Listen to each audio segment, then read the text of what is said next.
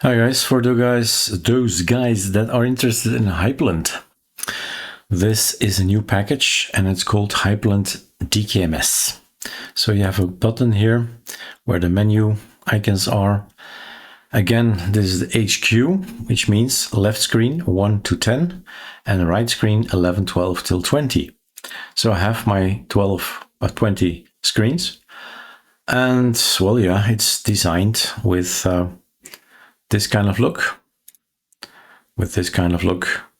and with all possibilities that DMS provides, which is now on the other screen, right? Lots of things to just set and have fun with.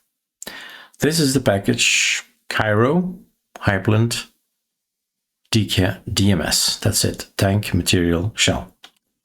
Install it, make sure you do a scan, log in, and set it the way you like it.